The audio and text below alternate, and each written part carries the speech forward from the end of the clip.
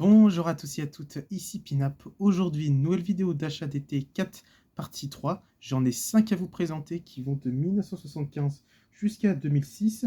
Donc, on y va, c'est parti. Alors, avant de vous présenter les deux premiers qui vont suivre, j'aimerais d'abord remercier deux personnes qui m'ont accompagné durant cette sortie que j'ai fait le week-end dernier. Voilà, on était trois, on a fait deux disquaires. Hein, voilà, je remercie Vinny Lily Community de m'avoir accompagné. Et Strophy, alors vous le connaissez pas, il n'a pas de chaîne YouTube. Et je pense qu'il n'en aura pas. C'est un ami que je me suis fait sur Reddit parce qu'on partage le même goût. La musique électronique, l'IDM, Board of Canada, tout ça, tout ça. Donc on était trois à faire une petite virée entre VC, enfin gens de la VCFR. Voilà, c'est pas la première fois, vous le savez, que je fais ça. Hein, ça m'arrive d'organiser ce type d'événement. J'ai croisé pas mal de monde. J'ai croisé Lovely Groove, j'ai croisé Spectrum Archive, j'ai croisé Michael Eo, Mister Lolo Fresh aussi, Ramblin, Vinyl Sensei, Frollen Freakbeat, Lily, Vinyl Lily Community, et j'en passe et j'en passe. Ouais, voilà, j'ai plus trop de noms en tête. Ah oui, CP aussi pour un concert. On avait fait 6 fils ensemble. C'était très très cool de se voir. On s'est aussi déjà vu pendant une sortie aussi sur un disquaire, mais bon, il était occupé. Mais vous savez que parfois j'aime bien organiser ce type d'événement. Et ben, pour le premier disquaire, on est allé, parce qu'on en a fait aussi deux. Se situe dans le 13e ou 14e arrondissement, et en fait c'est un disquaire qui se nomme Best West, et il a la particularité d'être dans le bazar, vraiment dans le bazar. Et alors vous savez, pour ceux qui connaissent l'album DJ Shadow Introducing, eh bien parfois vous avez des images où on voit Shadow en train de piocher dans des 45 tours, dans des 33 tours, dans des disquaires. Enfin, pour moi, c'est vraiment une caverne d'Ali Baba, quoi. C'est vraiment complètement dans le bazar pour trouver des pépites. Ou même, par exemple, alors ça, c'était un espèce de disquaire à New York, mais il n'existe plus, malheureusement. Il a dû fermer. Je sais que Chasseur de vinyle l'avait fait dans une vidéo qui remonte, mais là, s'il a fermé, je suis un peu dégoûté. Je voulais le faire, quoi. Si j'allais à New York, un de ces quatre. Un jour, j'irai à New York avec toi. Bon, pour ceux qui ont la ref. Bah, c'était un peu ce type de disquaire. Et pour ceux aussi qui ont vu Midnight in Perfect World, vous voyez à la fin, il y a des photos. On voit DJ Shadow avec ses amis diguer. Où c'est pareil, complètement dans le bazar. Et bah, c'est ça. Voilà, c'est vraiment un disquaire, mais dans le bazar. C'est hallucinant. Euh, et aussi, dans ce disquaire, on peut. On peut réparer son ordinateur. Voilà, on peut réparer son ordinateur pour ceux qui sont tentés. Il y a aussi des 45 tours, il y a aussi des cassettes pour les Walkman. Il y a aussi quelques DVD, j'ai vu. Bon, il y avait quand même des vinyles cassés, mais vraiment, faut que pour chercher des vinyles, voilà, faut que tu déplaces pas une grande pile de vinyles pour chercher. Même pareil pour les 45 tours. Et voilà, il faut vraiment ranger, éviter que tout se pète, parce que vraiment, voilà, tout est château branlant dans ce disquaire. C'est vraiment une expérience. Et j'aimerais ajouter une chose, mais ça, je le dirai plus tard dans ma vidéo. Mais c'est vraiment.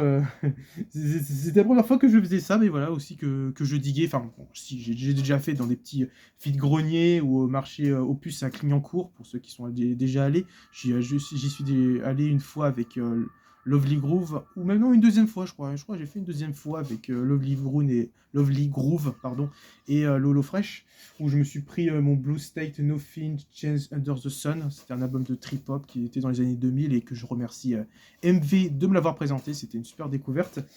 On était là-dedans et vous voyez, bah, le disquaire était sympathique, ça va. Alors, c'est pas non plus trop donné, on va pas se le cacher. Les vinyles peuvent être à 10-15 euros. Il faut éviter de s'exclamer quand vous trouvez une pépite, quoi, parce que je pense que aussi ça joue sur le propriétaire, c'est-à-dire, ah tiens, il a trouvé une pépite, bah tiens, je vais le faire à un prix pas donné non plus. Bon, pas non plus 300 euros ou truc comme ça. Voilà, je pense pas, mais dans certains commentaires, voilà, il y a des avis un petit peu négatifs, bon, pour son bazar, mais aussi parce que le vendeur, pour certains, il n'est pas professionnel, quoi, parce qu'il ne connaît pas les prix sur Discogs, pour certains, mais oui, enfin, j'ai envie de te dire aussi dans d'autres disquaires ou même dans d'autres dans d'autres endroits où ça vend des vinyles, dans des armées du salut, tout ça. Parfois, ça peut coûter cher. Pas forcément à Armée du salut, mais je prends vraiment un exemple, mais aussi dans des généralistes, voilà, alors que ça coûte beaucoup moins cher. Mais ça peut jouer un peu là-dessus, mais le gars était sympa, il était cool, hein. Mais voilà, il faut chercher, quoi. Là, il faut vraiment diguer, voilà, comme si vous êtes dans une mine, quoi. Et vous pourrez trouver des pépites. Donc, alors, les deux premiers vinyles que j'aimerais vous présenter, c'est des classiques, voilà, c'est des classiques qu'on trouve partout. On va commencer par celui que j'ai qui est sorti en 1975 ou 1974. Il s'agit d'un groupe connu dans l'ambiante, aussi dans le krautrock ou le space rock, hein, que j'ai déjà vu en concert octobre dernier, qui était sympa, même si c'était un peu long. Pour ceux qui ont deviné, c'est même un album culte, hein, aussi pour certains dans les années 70, et un album à avoir écouté au moins une fois dans sa vie. Je crois que j'ai vu ça sur un wiki spécial Tangerine Dream. J'ai dit non, et ben voilà, il s'agit de Tangerine Dream Rubicon. Voilà, c'est un classique que j'ai écouté, hein, depuis un certain temps. Alors cet album, je le connaissais, je crois que j'ai vu sur Sens Critique ou pendant un top de Monsieur Vinyl, MV, quand il présentait de l'ambiance, des albums doux à écouter, il avait sorti un Rubicon de Tangerine Dream. Et ouais, c'est un album vraiment sympathique, classique, culte, avec beaucoup de textures que je trouve encore aujourd'hui qui peut complètement fonctionner. Je trouve ça pas du tout mal vieilli. Alors il y a des synthés très vintage. Je suis pas non plus trop fan parce que je trouve ça un peu daté, hélas. Mais j'admets que ça peut être très hypnotique. C'est deux titres et oui, voilà, c'est un de leurs plus grands succès, celui-là. J'ai bien dit un de leurs plus grands succès. Et après, il y en a plein d'autres, hein. J'en ai deux que j'ai déjà présentés, que je vous sortirai après. Je ferai pause dans ma vidéo, mais déjà je vous le présente en détail. Voilà, donc il est bien sympa, hein, il est bien doux, il y a du gong, il y a des chœurs, plein de textures super sympas, il y a voilà, du synthé vintage, hypnotique et un peu bougeant. Vraiment, franchement, pour moi, c'est un album qui peut s'écouter quand vous êtes dans le train, pour essayer de passer le temps, ou si vous cherchez un album instrumental à écouter, je vous recommande, voilà, Rubicon de Tangerine Dream. C'est vintage, c'est doux, c'est atmosphérique, c'est vraiment sympa. Regardez-moi, hop, comment c'est stylé le gatefold. Voilà. Avec des crédits avec quel synthé ils ont utilisé. Voilà, donc j'espère que vous voyez assez bien. Faites pause sinon dans la vidéo. Et oui, voilà, alors personnellement, je vais pas vous recommander des titres, parce que pour moi, c'est une œuvre à écouter en entièreté quand même, c'est très intéressant. Voilà, sous pochette, vraiment d'époque, hein. Regardez ça. Alors, je pense pas que ce soit mon préféré en Tangerine Dream. Pour l'instant, je crois mon préféré, c'est Zeit, voilà, Zeit, qui est sorti en 1972, qui est un album plutôt dark ambiante, assez sombre. Je pense que oui, c'est celui qui m'a plus marqué, que j'ai en t-shirt, que vous avez sûrement déjà vu dans des lives chez moi ou chez Disque des Dupif. Je l'avais déjà présenté aussi, ce t-shirt, quand j'ai fait ma critique de concert sur Tangerine Dream. Hop, regardez-moi ce magnifique macaron, comme pour Phaedra. Je vais vous les montrer, de toute façon, les montrer, voilà, pour vous profiter. Et ouais, vous Zide, je pense que c'est peut-être mon préféré. Après, voilà, je sais pas tout écouter, même les nouveaux, faut que je les écoute, parce que pour moi, je les trouve assez intéressants. Mais voilà, je recommande pas forcément de titre. Écoutez l'œuvre en entièreté, c'est vraiment intéressant, culte, et forcément, ouais, ça a inspiré pas mal d'artistes, j'imagine. Je vous fais pause dans la vidéo, je vais vous montrer les deux autres Tangerine Dream que j'ai. J'arrive tout de suite. Donc voilà, les deux autres que j'ai. Le Phaedra, voilà, que j'avais trouvé dans une petite foire au disque dans ma ville, dans le 91. Je l'avais trouvé en l'été 2024, je crois, il y a de 3 ans, dont French Vinyl Addict m'a recommandé, qui est effectivement un très très bon album. Voilà, je vous le montre vite fait. Et c'était mon premier que j'avais, voilà, mon premier. Et bien sûr, cultissime Aqua d'Edgar Froese. Je sais pas pour vous si c'est sa meilleure œuvre, n'hésitez pas à le dire dans les commentaires, mais ouais, c'est une œuvre quand même très cool, très liquide, et en même temps, c'est aussi des synthés un peu vintage, mais je trouve, voilà, il y a une meilleure texture, au contraire, ça se mélange plutôt bien. Parce qu'il y avait, comme je dis dans Rubicon, il y a une partie, voilà, synthé vintage, et après on s'oriente littéralement dans les textures. Bah là, ça mélange vintage, synthé vintage et plein d'autres synthés modulaires et vraiment avec des sonorités et des textures super intéressantes. Et donc voilà, bah, je possède celui-là que j'ai trouvé dans un petit disqueur aussi pas très loin de ma ville où j'ai habité. Maintenant j'ai déménagé depuis, dans le 91. C'était dans une autre petite ville, c'était dans un autre petit disquaire qui était, ouais, voilà, qui m'a fait un bon prix, que bah, j'ai bien aimé, donc c'est cool. Donc voilà, bah, c'était Rubicon de Tangerine Dream. Je vous recommande, hein, aussi pour ceux qui veulent se lancer dans l'ambiance des années 70, bah, je vous recommande Tangerine Dream, Rubicon et Phaedra, Zayt, Aqua et j'en passe. Voilà.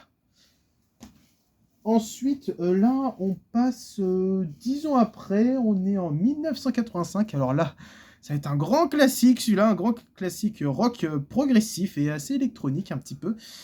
J'ai pu enfin l'écouter. Alors celui-là, ça fait un moment que je ne vous l'ai jamais présenté parce qu'on me l'a offert pour mon anniversaire par des collègues de travail. Pour ceux, s'il y en a si mes collègues de travail regardent ma vidéo, merci beaucoup. Ça me fait énormément plaisir, les gars et les filles, c'était super, hein. Je suis très content et très touché. Bah, c'est l'album le plus culte de ce groupe-là. Il s'agit de Dire Straits, Brother in Arms. Voilà, bah, j'ai pu enfin écouter ce classique, parce que voilà, je l'ai un peu laissé de côté, j'avoue, le pauvre. Je pense qu'il a dû se sortir triste. Je parle à des objets inanimés, réveille-toi, Pinap. Non, pardon. Et parce que j'avais d'autres vinyles en priorité que je voulais écouter, bah là, je me décide de le lancer. Et, effectivement, c'est bon, quoi. C'est très très cool. Avec le fameux solo culte, le fameux solo de guitare culte de Brother in Arms, que en fait je connaissais un petit peu déjà dans les radios. Une petite anecdote, il faut savoir que il y a un de mes membres de la famille qui n'aime pas Dire Straits, voilà, les goûts et les couleurs, hein. Mais je connaissais, voilà, je savais pas que le nom était Dire Straits, mais c'est avec le dessin animé. Alors pour ceux de ma génération connaissent, ou même les plus anciennes, dans le dessin animé Moi Moche et Méchant 3, super F, où en fait c'est le moment où Gru tabasse le méchant, enfin en gros combat le méchant avec, parce que les deux je crois faisaient un combat de musique. Et à un moment, il joue le solo de Dire Straits, Brother in Arms. Et là, on m'a dit, ah, bah, c'est Dire Straits. Et je dis, ah, c'est ça, d'accord. Bah, voilà, bah, je savais pas. Et bah, je l'ai eu, donc on me l'a offert. Alors, c'est une réédition. On le trouve pareil partout. Celui-là, comme pour le Rubicon de Tangerine Dream, hein. Ah oui, qui est allemand et Brother Dire Straits qui est anglais. Voilà, je dis pas assez d'où provient mes albums. Bon, c'est pas très grave, hein, on va pas se le cacher. Et voilà, donc je vous montre à quoi ça ressemble derrière. C'est doux, c'est acoustique, c'est bien progressif, c'est ambiant, il y a des moments. Et ça dénonce pas mal de choses, comme l'industrie de la musique dans Brothers in Arms, l'industrie de la musique. J'ai l'impression même que les paroles, en fait, c'est vraiment une satire des grands patrons de l'industrie. Ah, il faut que tu fasses comme ça, c'est comme ça que ça marche. Et ça m'a fait penser un petit peu au titre des Pink Floyd dans Wish You Were Here. Have a Cigar, vous savez aussi, pareil, c'est une satire des grands patrons des entreprises. Bah, ça me fait penser un petit peu à ça. Et même, pour ajouter sur la comparaison entre Wish You Were Here et cet album de Dire Straits, le début me fait un peu penser au début de Shine on You Crazy Diamonds 1 à 5, là. Le tout début, je sais pas pourquoi, j'ai pensé un petit peu à Wish You Were Here des Pink Floyd. Alors attention, je peux me tromper, hein. je peux me tromper, mais je sais pas, j'ai ressenti ça. Et dans le titre Ride Across the River, ça parle des soldats, et je pense aussi que ça parle aussi de la guerre du Vietnam, dans ce titre-là. Hop, voici à quoi ça ressemble, le magnifique macaron. Et ouais, c'est doux, c'est un peu blues aussi à des moments. Et alors aussi, malheureusement, c'est un des albums que le chanteur ne voulait pas non plus être extrêmement une grande superstar. Voilà, parce que voilà, il voulait tout simplement artiste simple, où oui, il voulait se faire un peu plus connaître, mais pas être non plus une grande superstar, un peu comme Kurt Cobain de Nirvana. Du coup, bah, malheureusement, il a arrêté ce groupe dans les années 90. Alors, je sais pas si depuis, il y a une rumeur qui circule comme quoi il va reprendre. Je n'en sais rien, mais je crois que ça fait depuis les années 90 qu'il a rien sorti parce que c'est fait un peu par obligation. Hélas, donc ça partit à cet album où là, il sera un peu dégoûté de la scène Superstar, mais c'est quand même un album qui fera connaître le groupe Dire Straits. Et en parallèle, j'avais vu une vidéo vite fait de Mark Knopfler qui rencontre ou qui revoit un ami, en plus deux grandes stars, Brian Johnson d'ACDC, et tu les vois les deux discuter dans une ville natale d'un des deux, je sais plus trop, je crois que c'était celle de Mark Knopfler, et c'est assez touchant. Et alors pour le clip Money for Nothing, il faut savoir que, donc comme je le dis, ça critique c'est un peu satirique, t'as l'impression que c'est un patron qui parle, c'est comme ça qu'il faut faire dans la musique dans les années 80. Et ben, il faut savoir que le clip, eh bien, c'est un clip réalisé en 3D, une des premières fois qu'on voit un clip réalisé en 3D, et ça, pour faire parallèle à ma vidéo sur la Vaporwave, bah, ça peut être clairement une vidéo de Vaporwave, ça passe clairement pour ceux qui ont vu les clips de Flora Shop Macintosh Plus, dans certains, c'est aussi du fan-made, il faut pas se le cacher, bah, c'est un peu cette esthétique, je trouve, et c'est voilà, une des premières fois qu'on voit un clip réalisé en 3D, c'est vraiment fort, et bon, ceci c'est un des clips qui passera beaucoup de fois chez MTV, et j'en passe. Alors, pour celui-là, bah, il y a bien sûr des morceaux que je vais vous recommander, le cultissime Money for Nothing, qui est bon, hein, qui est culte, avec cette espèce de ouais, comme ça qui est assez presque raconté. Le titre Ride Across the River, qui est mon titre préféré. J'adore ce titre avec ses batteries. Et un peu, il est électronique, un peu ce morceau, mais il est doux. J'aime bien ce titre-là. Et One World, qui est court, mais qui est sympathique, que je trouve assez intéressant. Donc voilà, pour ceux voilà, qui aiment bien le rock progressif et qui n'ont pas écouté cet album et ce groupe, bah, allez-y. J'ai pas encore écouté le reste, hein, j'avoue. J'ai pour l'instant que écouté celui-là que j'ai trouvé très très bon. Voilà. Album culte. Ensuite, alors là, les deux autres que je vais vous présenter, on me les a offerts, et je vais remercier certaines personnes. On est en 1986, là on est dans un groupe rock jazz anglais, et il faut savoir que c'est un album que ouais, je connaissais pas, voilà, c'est assez connu, je ne savais pas.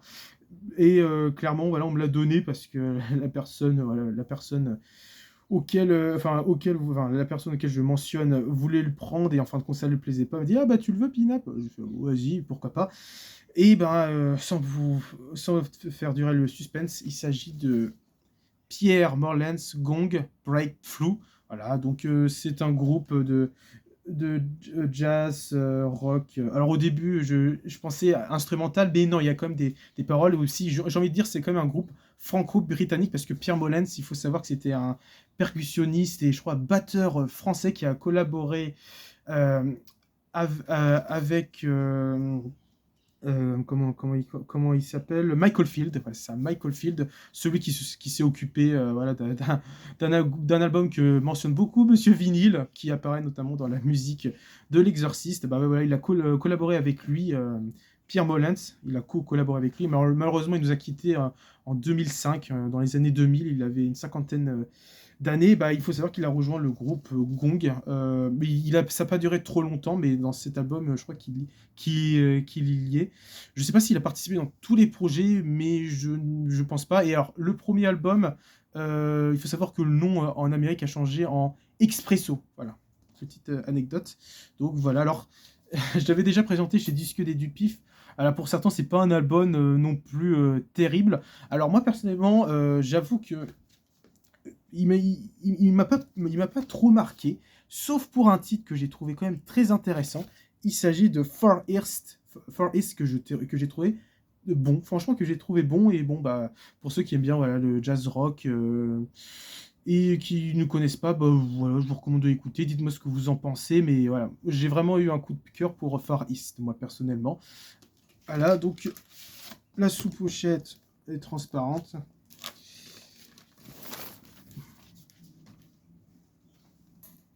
Hop. Et ouais, dites-moi ce que vous en pensez aussi de ce groupe Gong, Pierre Morlans, là. Si vous aimez ou si au contraire vous trouvez ça très cheap et pas terrible, dites-le moi. Tant que c'est constructif en avis. Donc voilà. Et alors oui, c'est ça que je voulais dire pour le disquaire Best West. Les vinyles sont en parfait état. Voilà. Alors, parfait état. Les vinyles fonctionnent bien sur ma platine. Celui-là, il est quand même bien neuf. Et il fonctionne extrêmement bien. Bon, alors, comme j'avais dit, il y avait des vinyles un peu cassés, on va pas se le cacher. Voilà, ça dépend comment les personnes le mettent. Mais moi, personnellement, alors, j'ai, je crois, eu deux petites coupures, je crois, dans celui-là. Mais franchement, c'est pas gênant. C'est pas gênant. Mais il fonctionne très très bien.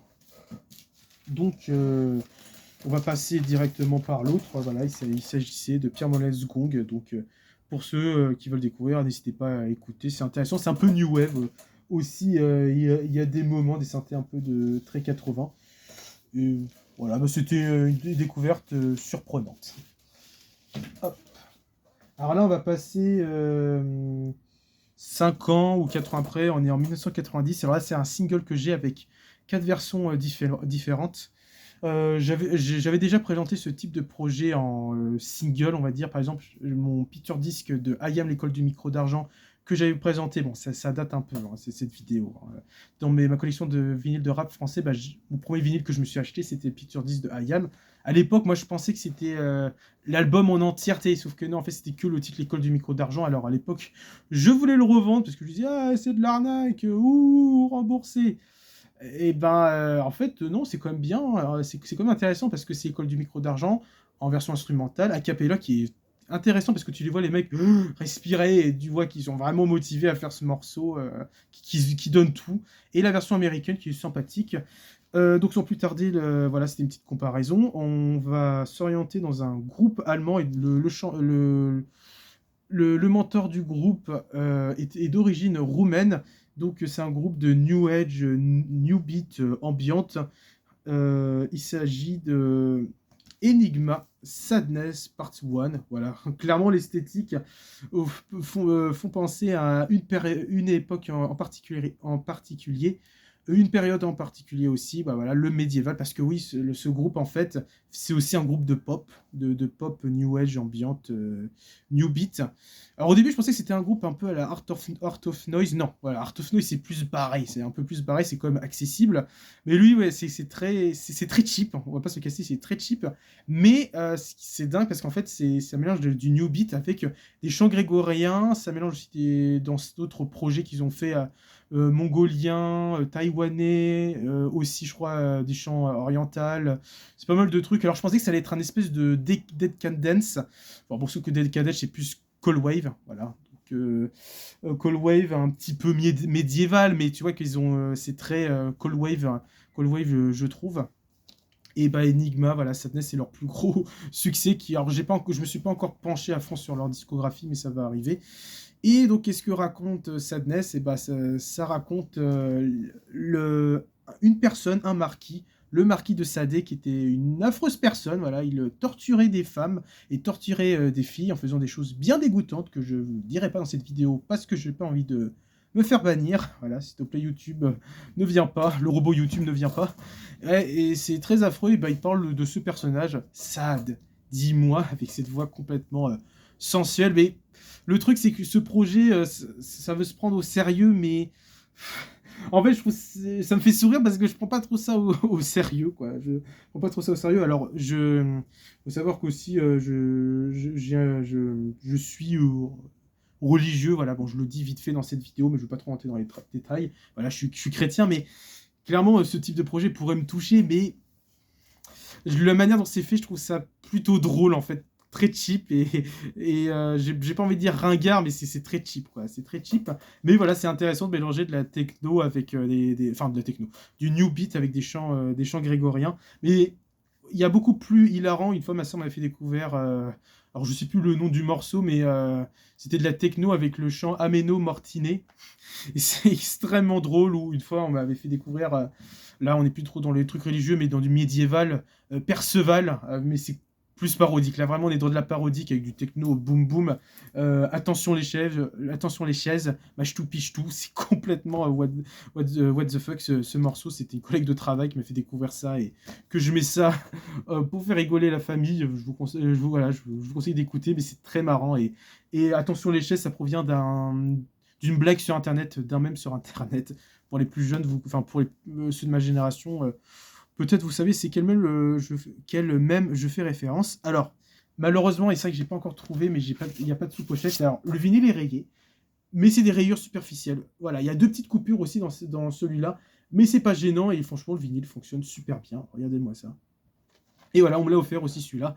Et c'est voilà, surprenant aussi. C'est vraiment 2 projets surprenants. Et il y a quand même un morceau que j'ai plutôt bien aimé. C'est le morceau, enfin une version que j'ai bien aimé, c'est la version Violente US Remix que j'ai trouvé percutant et intéressante, qui me fait presque penser à un morceau que peut faire Eric Serra dans les années 80, enfin surtout la rythmique.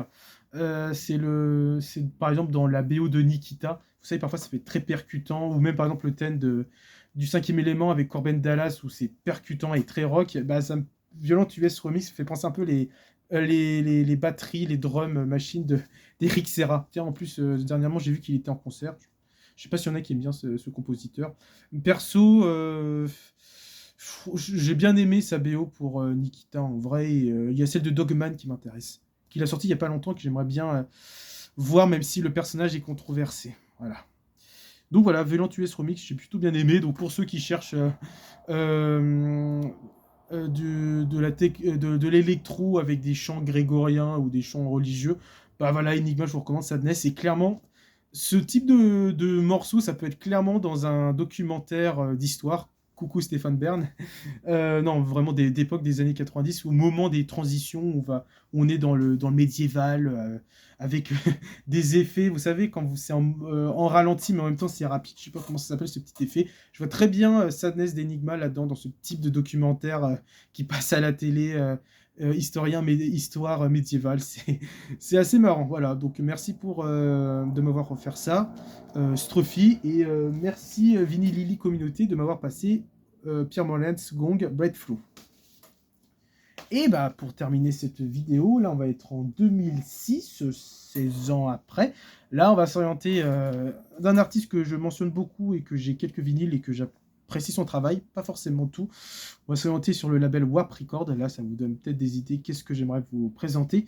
C'est une édition spéciale qui était sortie pendant Record Store Day que je me suis malheureusement pas encore pris, il y était pas, parce qu'à ce moment-là, quand Record Store Day était là, c'était une sortie où c'était la sortie avec Monsieur Vinyl, auquel il venait sur Paris, que j'ai pu voir. Donc elle y était pas, mais c'était pas très grave. Je me suis dit, bah, je vais attendre un peu. C'est une belle édition en plus que j'ai, et il s'agit du premier album de cet artiste. Il s'agit de Flying Lotus. Regardez-moi ça, 1983. Et alors, pourquoi 1983 vous me direz, eh ben parce que c'est l'année de naissance de Flying Lotus, voilà. Il est né en 1983. Et c'est un projet, regardez, en relief. C'est très très très cool. Et c'est un projet très down tempo. Très down tempo, avec... Il y a quand même son univers, parce que voilà, premier projet, parfois l'artiste se cherche avec un univers, un truc comme ça. Bah, dans le premier projet, il y a quand même des thèmes qui font penser à l'univers de Flying Lotus. Ouais, c'est très spatial, mais en même temps, c'est un petit peu...